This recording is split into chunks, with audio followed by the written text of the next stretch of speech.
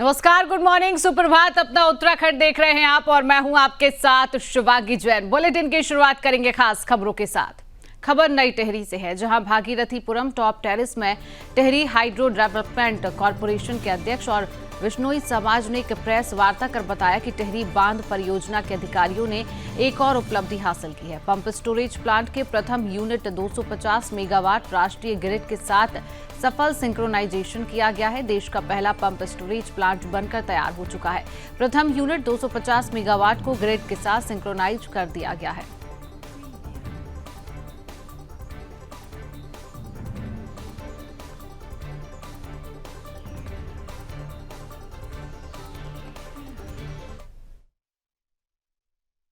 उत्पादन तो कल हमने जैसे ही ग्रिड से शुरू किया है और जो आगे की अब टेस्टिंग भी चलेगी उसमें भी विद्युत उत्पादन होता रहेगा और वो ग्रिड को बिजली सप्लाई होती रहेगी। लेकिन पूर्णतया इसको स्टेबल करने में लगता है 10 से 12 दिन का समय लग सकता है, जब ये पूरी कैपेसिटी पे अपनी जो है विद्युत उत्पादन करेगी। इसका जो दूसरा मोड होता है पंप मोड, जिसके लिए विशेष कर ये परियोजना बनी है, उसको पूरा करने में 45 से 50 दिन का और समय लगेगा। लेकिन ये विद्युत उत्पादन का कार्य जो है वो अब जारी रहेगा निरंतर।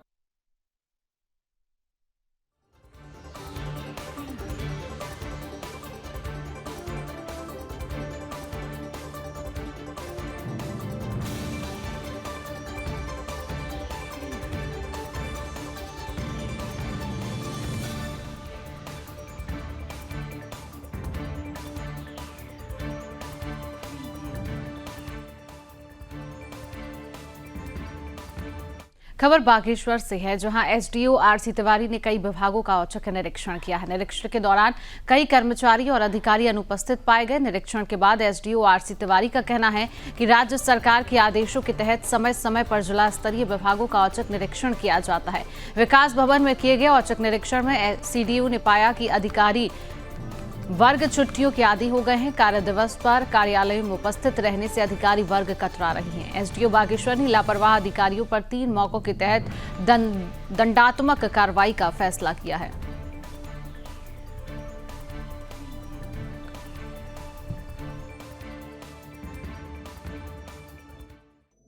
ऐसा है, देखिए, इसमें सुशासन की दृष्टि से राज्य सरकार के भी आदेश हैं कि समय समय पर जिलाधिकारी और सीडीओ के स्तर से अधिकारियों की उपस्थिति की, कर्मचारियों की उपस्थिति की जांच होनी चाहिए। सामान्य तौर पर मैंने यहाँ देखा है कि लोग 2-3 दिन की छुट्टियाँ पड़ती हैं तो अधिकारी चले जाते हैं और सोमवार को फिर लेट आते हैं या दिन भर नहीं आते हैं। तो उसी के दृष्टिगत मैंने कल सबसे पहले लघु सिंचाई दफ्तर को चेक किया था ठीक 10 बजे। वहाँ मुझे करीब 8 लोग वहाँ टोटल हैं, उसमें से 6 लोग एब्सेंट थे। जो प्रभारी सहायक अभियंता वो खुद ही जो है नदारत थी वहाँ। इसी तरह से फिर विकास भवन में जब मैंने चेक किया तो यहाँ भी 20-25 लोग मुझे अनधिकृत रूप से जो है एब्सेंट मिले। और जैसे सीनियर अधिकारी हैं, एक्सेन आरडब्ल्यूडी गायब, एआर कोऑपरेटिव गायब, तो इन सब का जो है वेतन रोका गया है। अभी इसमें हम ये भी देख रहे हैं जिसका तीसरी बार अगर किसी कर्मचारी का ये प्रकरण आ रहा होगा, पहली, दूसरी, तीसरी बार, वो हम अपने स्तर पर देख रहे हैं, तो उसके विरुद्ध दंडात्मक कार्रवाई भी इसमें की जाएगी।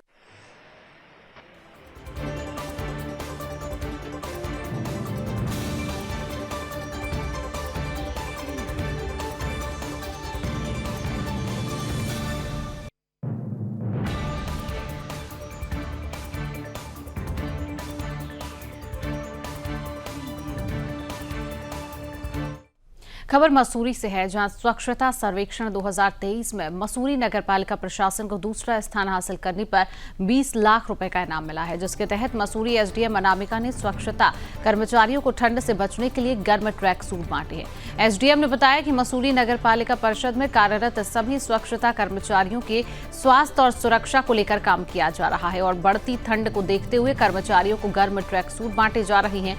उन्होंने कहा कि उनको उम्मीद है कि स्वच्छता सर्वेक्षण 2024 में भी स्थानीय लोग पालिका अधिकारियों और कर्मचारियों के सहयोग से मसूरी नगरपालिका को पहला स्थान हासिल होगा।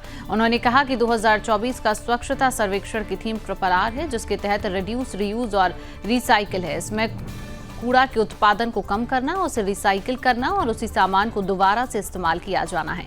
इसको लेकर लोगों को भी जागरूक करने का काम किया जा रहा है। उन्होंने कहा कि मसूरी मॉल रोड के सौंदर्यीकरण, वाहनों की स्पीड को कम करने को लेकर स्पीड ब्रेकर लगाए गए हैं। वहीं कई सीवरेज पाइपलाइन क्षतिग्रस्त थी, इसको ठीक करने का काम पूरा कर लिया गया है। उन्होंने कहा कि मॉल रोड पर खूबसूरत 3 विन डस्टबिन लगाए जाएंगे, जिसका टेंडर पास हो गया है और 1 हफ्ते के अंदर डस्टबिन लगा दिए जाएंगे।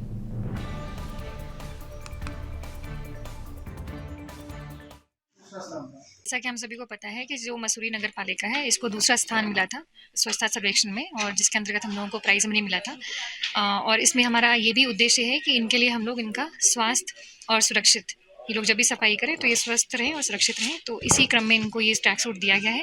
अभी ठंडी का मौसम भी है और ये हमें कुछ पैरामीटर्स पे दिया जाता है जिसमें मसूरी ने अच्छा परफॉर्म किया है, और हमारी अपेक्षा रहेगी कि नेक्स्ट टाइम हमारा फर्स्ट रैंक आए। हमारी RRR जिसको हम बोलते हैं, रिड्यूस, रीयूज़ और रिसाइकिल, इससे हमारा कूड़ा जनरेशन भी कम होगा, और जो हमारा जो हम कूड़े को रिसाइकल भी करते हैं और उसी में हम लोग रीयूज़ करते हैं, जिससे कूड़ा जनरेशन कम होता है। तो ये इसकी थीम है। रोड पे वो अगर हम लोग ध्यान से देखेंगे तो वो हमारे पाइपलाइंस हैं, वो सीवर हमारा पिक्चर पैलेस पे था, जिसको संज्ञान में लेते हुए जल निगम ने काम भी किया है वहाँ पे, और जो पाइपलाइन थी जो कि हमारी क्षतिग्रस्त हो गई थी, उसको ठीक किया गया था, और अभी वहाँ पे किसी प्रकार की कोई लीकेज नहीं है, और यदि अगर होती है तो आप हमारे संज्ञान में लेके आए, उसको जल्दी से जल्दी ठीक किया जाएगा। जो 2-3 स्पॉट्स हैं, आप लोगों को भी पता है, वहाँ पे जैसे आपने बताया कि जालियाँ नहीं लगी हैं, इसको जल्द ही लगवाया जाएगा। आप लोगों को दिखाई भी देता होगा कि हम कहीं ना कहीं मॉल रोड को बहुत ही सीरियसली ले रहे हैं।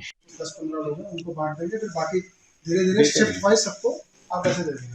मैम, एक इनकी ये डिमांड है, जो महिलाएं हैं हमारी, ट्रैक सूट के लिए हमने डिसीजन ले लिया, तो महिलाएं का ये कहना है कि मैंने उसलिए उनको मना कर दिया था। मैंने कहा था महिलाएं आप खुद बताइए कि आपको क्या चाहिए, बताइए आप लोग क्या चाहिए, आपको क्या चाहिए। सर जैसे लॉन्ग कोट। मसूरी लंढौर बाजार में लगातार जग रहे जाम और अव्यवस्थाओं को लेकर एसडीएम मसूरी अनामिका नगर पालिका मसूरी के अधिकारियों और पुलिस अधिकारियों के साथ सड़कों पर उतरी, बाजार का स्थलीय निरीक्षण किया गया और उन्होंने लंढौर बाजार में नगर पालिका की बनाई गई पार्किंग को व्यवस्थित तरीके से संचालित करने के भी निर्देश दिए हैं। उन्होंने मसूरी पुलिस को सड़क किनारे खड़े वाहनों को भी व्यवस्थित किए जाने के साथ चालानी कार्रवाई करने के निर्देश दिए। इस मौके पर एसडीएम मसूरी ने बाजार में हो रखे अतिक्रमण पर भी कार्रवाई करने के निर्देश दिए हैं। एसडीएम मसूरी ने कहा कि मसूरी लंढौर बाजार में अव्यवस्थाओं और जाम के कारणों को समझने के लिए अधिकारियों के साथ स्थल निरीक्षण किया और कहा कि जाम की स्थिति से निपटने के लिए नगरपालिका निर्मित पार्किंग को व्यवस्थित किए जाने के साथ पार्किंग में लाइट और कैमरे की व्यवस्था करेगी।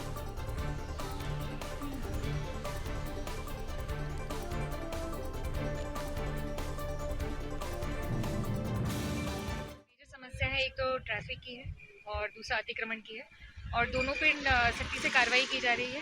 ट्रैफिक की समस्या को सॉल्व करने के लिए हम लोग पार्किंग के को सुचारू करेंगे, उसमें लाइट्स और कैमरास लगाएंगे, और अतिक्रमण के ऊपर भी चालानी कार्रवाई की जाएगी और रेगुलर मॉनिटरिंग के थ्रू इसको ठीक किया जाएगा। जी, किसी भी समस्या का समाधान लोगों में ही बसता है, तो कहीं ना कहीं जब लोगों का सहयोग रहेगा इसमें और लोकल अवेयर रहेंगे तो और खुद भी सहयोग करेंगे, तभी जाके हम पर्यटकों को भी एक सुंदर रूप इसका दिखा पाएंगे, और इसमें मुख्यतः उन्हीं का रोल रहेगा और उनको ठीक से समझाया भी जाएगा और सख्ती से कार्रवाई भी की जाएगी। इसमें हम लोग जो हमारे यूपीसीएल की टीम है उनको ही बुलाएंगे, और ये काफ़ी जगह हो भी रहा है कि जब भी कोई रोड का चौड़ीकरण होता है तो उसमें यूटिलिटी सर्विसेज के नाम से एक अलग से मद बनता है, जिसमें इस तरीके की जो चीज़ें होती हैं उनको शिफ्ट किया जाता है। जो गाड़ी 15 साल से ऊपर जिसके कागज नहीं है वो एक चेक करो। एक मसूरी में जो इलीगल गाड़ी चल रही है यूपी रोड में, यूपी की पौड़ी जिले के यमकेश्वर विधानसभा क्षेत्र के कांडाखाल उडियारी 3 पत्ती में प्रमुख द्वारीखाल महेंद्र सिंह राणा ने बलिदानी सूबेदार स्वतंत्र सिंह की मूर्ति का अनावरण किया है। कार्यक्रम स्थल 3 पत्ती तिराहा के पहुंचने पर क्षेत्रवासियों ने ढोल दमाऊ और फूल मालाओं के साथ गर्मजोशी से स्वागत किया। वहीं प्रमुख राणा ने बलिदानी सूबेदार स्वतंत्र सिंह की बटालियन से आए जवानों बलिदानी के परिवारजनों को शॉल उड़ाकर स्वागत किया है। इस मौके पर सूबेदार गुड्डू सिंह ने कहा कि यह क्षेत्रवासियों के लिए बड़े गर्व की बात है कि यह बलिदानी सूबेदार स्वतंत्र सिंह की जन्मभूमि है और इस अवसर पर हमें यहां पर आने का सौभाग्य मिला है। आगे उन्होंने कहा कि इस पार्क के निर्माण से बलिदानियों की हमेशा यादगार बनी रहेगी।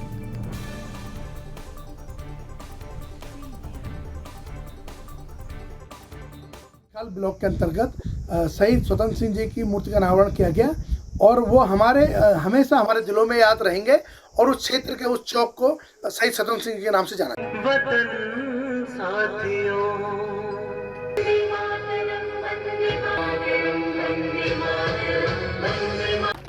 पर्दे को खोलकर मूर्ति का अनावरण। भारतीय जनता पार्टी के कार्यकर्ताओं ने खटीमा चौकी प्रभारी पंकज मेहर, एसआई चंचल सिंह और कांस्टेबल दीपक कुमार को शॉल भेंट कर माल्यार्पण कर सम्मानित किया है। बता दें कि कुछ दिन पहले एक 12 साल की नाबालिग बच्ची राधा राणा हनुमान मंदिर के सामने से लापता हो गई थी। पुलिस प्रशासन की सक्रियता और सर्वेलांस की मदद से बच्ची को खटीमा चौकी के स्टाफ ने मुंबई से बरामद किया। बच्ची की बरामदगी के सराहनीय कार्य के लिए बीजेपी कार्यकर्ताओं ने खटीमा चौकी स्टाफ को सम्मानित किया। इस अवसर पर भारतीय जनता पार्टी के जिला महामंत्री सतीश गोयल, नगर मंडल महामंत्री मनोज बाधवा समेत कई कार्यकर्ता मौजूद थे। बरामद बच्ची के माता पिता भी पुलिस का आभार जताया। बीजेपी कार्यकर्ताओं ने भी पुलिस की कार्रवाई की सराहना की है। भारतीय जनता पार्टी के नगर महामंत्री मनोज बाधवा ने मांग की कि खटीमा कोतवाली में एक सर्वेलांस यूनिट का गठन किया जाना चाहिए ताकि सर्वेलांस के माध्यम से कई प्रकार की घटनाओं पर रोक लगाई जा सके। बीजेपी के प्रदेश कार्यकारिणी सदस्य रमेश चंद्र जोशी ने कहा कि जल्द ही मुख्यमंत्री धामी से मुलाकात कर खटीमा कोतवाली के आधुनिकीकरण और सर्वेलांस यूनिट का आग्रह करेंगे।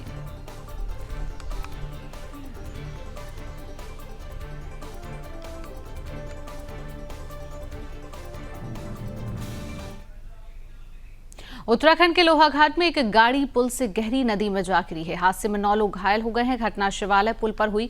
यात्रियों को बचाने के लिए पुलिस और अग्निशमन विभाग की टीमें मौके पर पहुंची और घायलों को अस्पताल पहुंचाया गया है। तहसीलदार जगदीश नेगी ने कहा कि सभी घायलों को मामूली चोट आई है और कोई भी गंभीर रूप से घायल नहीं है।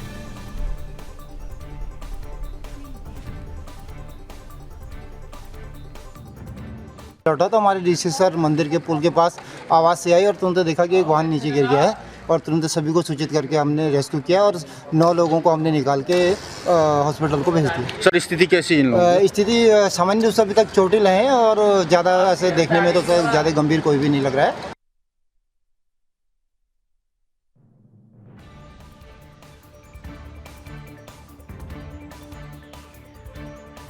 खबर पिथौरागढ़ से है, जहां टेरिटोरियल आर्मी को भर्ती देने के लिए यूपी के कई जनपदों से आए युवा रोडवेज बस स्टेशन पर पिथौरागढ़ जाने के लिए काफी परेशान हुए। प्रशासन और आरटीओ विभाग ने कड़ी मशक्कत करने के बाद उत्तराखंड रोडवेज निजी बसें और स्कूली बसों के जरिए युवाओं को भर्ती देने के लिए पिथौरागढ़ भेजा है।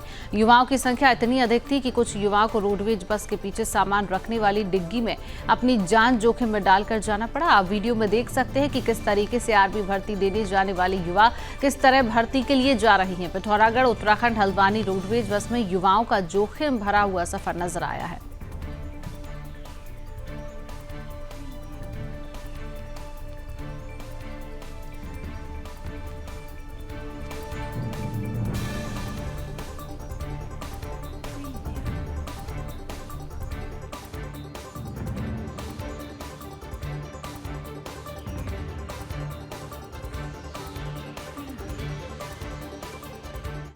किसानों की आय दुगनी हो, इसके लिए देश के प्रधानमंत्री नरेंद्र मोदी हर संभव प्रयास कर रहे हैं। किसानों के हित में केंद्र सरकार और राज्य सरकार कई प्रकार की योजनाएं लागू कर किसानों की आर्थिक स्थिति को सुधारने का प्रयास कर रही है, लेकिन कुछ लापरवाह अधिकारियों और जनप्रतिनिधियों के कारण कई जगह किसानों को योजनाओं का लाभ नहीं मिल पा रहा है। ताजा मामला विकासखंड विकासनगर क्षेत्र के गांव आधुवाला से सामने आया। यहां किसानों का आरोप है कि लगभग 2 वर्षों से फसलों को सिंचाई करने वाली नहर टूटी पड़ी है। नहर को ठीक करने के लिए सिंचाई विभाग के अधिकारियों सहित जनप्रतिनिधियों से कई बार गुहार लगाई, लेकिन किसी ने भी इस ओर ध्यान नहीं दिया, जिस कारण सैकड़ों बीघा गेहूं, लौकी, स्ट्रॉबेरी जैसी फसल खराब होने की कगार पर है। वहीं किसानों ने अपनी फसल खराब होता देख स्वयं के खर्चे से नहर को बनाने का काम शुरू किया है।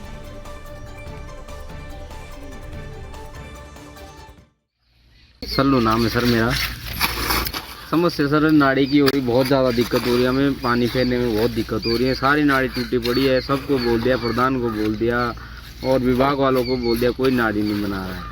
इतनी ज़्यादा समस्या हो रही कि पानी गेहूँ बोए नहीं जा रहे बिल्कुल भी। 2 साल से हो रही सर। ये तो अपने आप ही इकट्ठे पैसे करके करे। यहाँ सब्जी के ज़्यादा खीरा, लौकी, करेला, बैंगन, ये सब्जी तैयार हो, आलू, मटर, स्ट्रॉबेरी, ये भी तो रड़ मिल का वैसे खेतों में फेर लिया लोगों ने।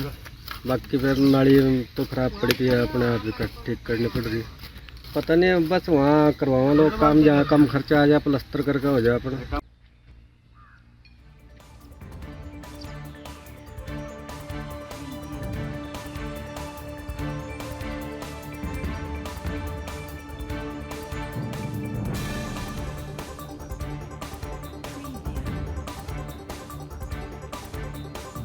खबर खटीमा से है, जहां मंडी समिति परिक्षेत्र में श्रम विभाग ने कार्ड धारक श्रमिकों को छाता, कंबल और टूल किट जैसे उपयोगी सामान बांटे हैं, जिसमें सैकड़ों की संख्या में श्रमिक महिलाएं और पुरुष सामान लेने पहुंचे। पहले दिन लगभग 200 श्रमिकों को कंबल, किट और छाते बांटे गए हैं। वहीं श्रम प्रवर्तन अधिकारी राजेंद्र सिंह का कहना है कि पहले दिन लगभग 206 श्रमिकों को सामान बांटा गया है और अभी आगे भी लगातार सामान बांटा जाएगा। बता दें कि उत्तराखंड के मुख्यमंत्री पुष्कर सिंह धामी की पहल पर श्रमिकों को राहत देने के लिए उन्हें लगातार गृह उपयोगी सामान बांटा जा रहा है। इसी क्रम में श्रम विभाग ने कार्ड धारक श्रमिकों को गृह उपयोगी सामान बांटे हैं।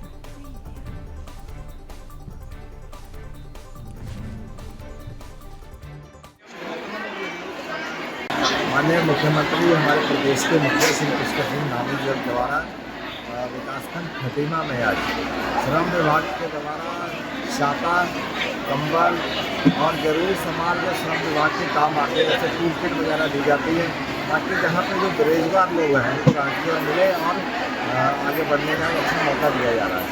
यहाँ पे 8,000 लोगों को लगभग बांट दिया गया है और 2,500 लोगों को और बांटा जाएगा। आज हमने भवन एवं अन्य निर्माण कर्मकांड बोर्ड के अंतर्गत जो पात्र निर्माण श्रमिक थे, तो उसके अंदर हमने 206-7 लोगों को हमने निर्माण सामग्री जो भी इनकी छाते, कंबल, सैनिटरी नैपकिन, टूल किट आदि का वितरण किया गया।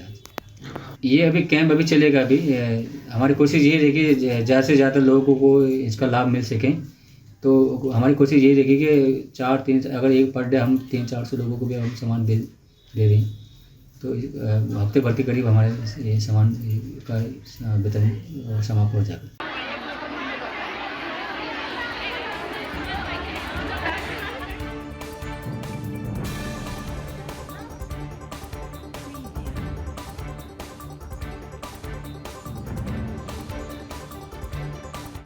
उत्तराखंड के चारधाम समेत अन्य मंदिरों में वीआईपी दर्शन के प्रोटोकॉल पर आपत्ति जताते हुए शंकराचार्य स्वामी अविमुक्तेश्वरानंद जी ने कहा कि देश के किसी भी मंदिर या चारधाम में एक स्थान ऐसा होना चाहिए जहां पर सभी हिंदू जाकर यह अनुभव करें कि यहां पर सब बराबर हैं। आगे उन्होंने कहा कि रेल, बस सब जगह बंटवारा किया गया है, जो कि अपने आप में बिल्कुल गलत है। अगर मंदिरों में भी वीआईपी दर्शन होते हैं तो यह भी हिंदू भावना के बिल्कुल उलट है। इसको लेकर स्वामी जी ने यह भी अपना विरोध जताया कि इसको हिंदू धर्म के विपरीत किया गया कार्य बताया गया है।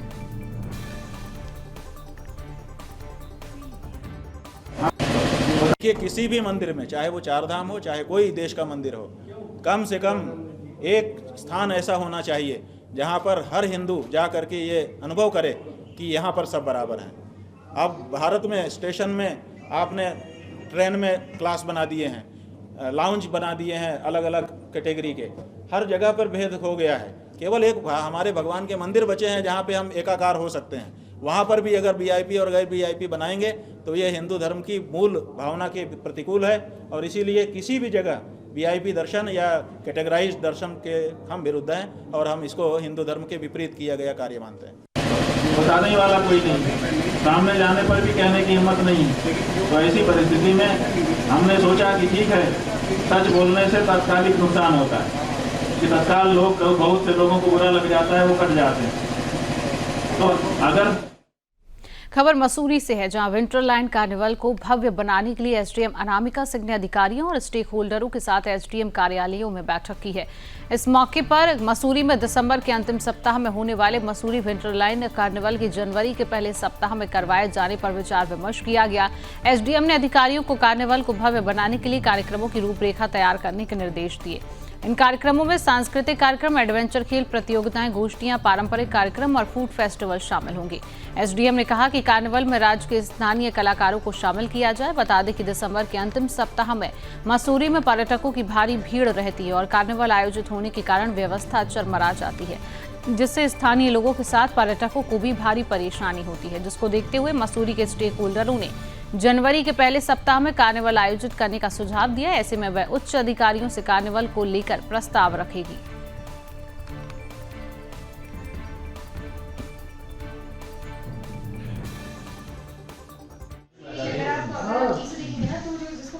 ये विंटरलाइन कार्निवल की मीटिंग में हम लोगों ने मेजर स्टेक होल्डर्स को यहाँ पे बुलाया था, जिसमें हमारे होटल एसोसिएशन से लेके ट्रेड एसोसिएशन और जो हमारे डिफरेंट डिपार्टमेंट्स हैं सभी का इसमें आज प्रेजेंट थे। और हम लोगों ने ब्रॉड पॉइंट्स पर डिस्कशन किया है कि फंड रेजिंग हमें किस तरीके से करनी है और कौन से हमारे डेज़ हैं जो कि सूटेबल हैं हमारे इस इवेंट के लिए, और क्या क्या मेजर काम है जो हमें आगे 1-2 हफ्ते में कर लेना है ताकि हमें सहूलियत हो इस कार्निवल को कराने के लिए। जैसे कि हमारा जो मॉल रोड है उसके ऊपर लाइटिंग प्रॉपर हो जाए, जो हमारी रेलिंग्स हैं उसका थोड़ा ब्यूटिफिकेशन हो जाए, जो हमारे कुछ स्पॉट्स हैं जैसे म्यूरल्स हैं जो हमारे कहीं ना कहीं MDDA के द्वारा जो बनाए गए थे तो वो थोड़े और चमक जाएं, जिससे कि हमारी मसूरी थोड़ी चमक में आ जाए।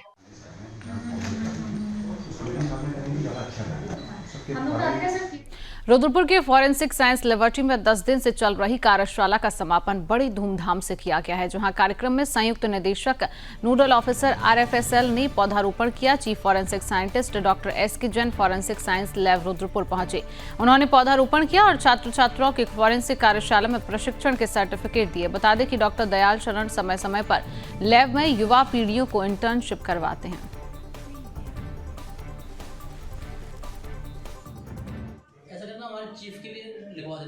चलो मुझे बता दें। कुमाऊं यूनिवर्सिटी के कुछ छात्र यहाँ पर आए थे, तो वो MSc 3rd ईयर और 2nd ईयर के स्टूडेंट्स हैं वहाँ पर कुमाऊं यूनिवर्सिटी में। तो वहाँ से हम लोगों को रिक्वेस्ट किया गया था कि इनको इंटर्नशिप करा दिया जाए।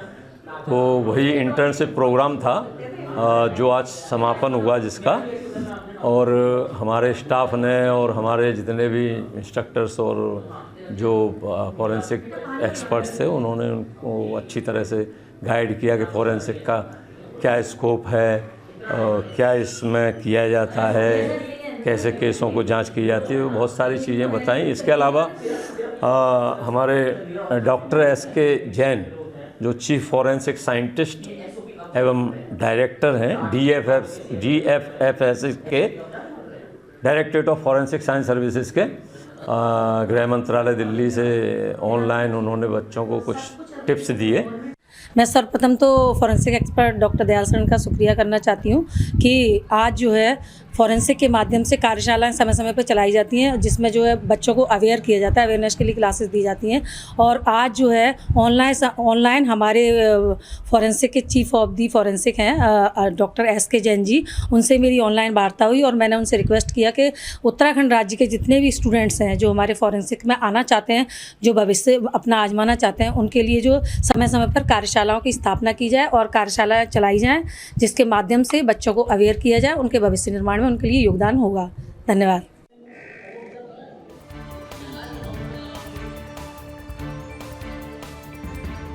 खबर उधम सिंह नगर से है, जहां केचप पुलिस और STF की संयुक्त टीम ने नशीले पदार्थों के तस्करों पर सर्जिकल स्ट्राइक कर एक नशा तस्कर को गिरफ्तार किया है, जिसके पास से 1600 इंजेक्शन और एक कार बरामद हुई, जिससे वह नशे का कारोबार करता था। पुलिस को गुप्त सूचना मिली थी कि एक संदिग्ध व्यक्ति नशीले पदार्थों की तस्करी कर रहा है। सूचना के आधार पर पुलिस ने सघन चेकिंग अभियान चलाया। आरोपी का नाम वीरपाल गंगवार हो, जो बरेली का बताया जा रहा है। पुलिस अब इसके अन्य सदस्यों का पता लगाने के लिए पूछताछ कर रही है। आरोपी के खिलाफ NDPS धारा के अंतर्गत केस दर्ज कर कोर्ट में पेश किया गया।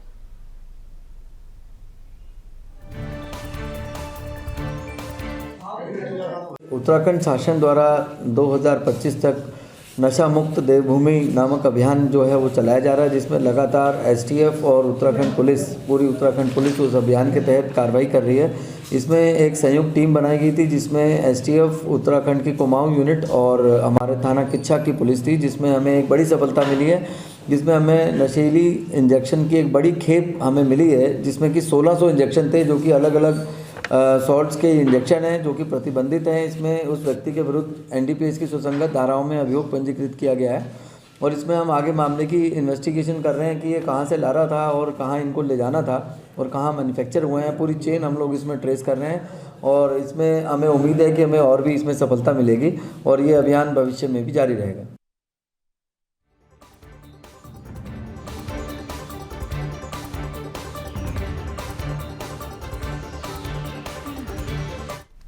फिलहाल के लिए इस खास बुलेटिन में इतना ही। देश और दुनिया की तमाम खबरों को जानने के लिए आप देखते रहिए सुदर्शन न्यूज। जय हिंद।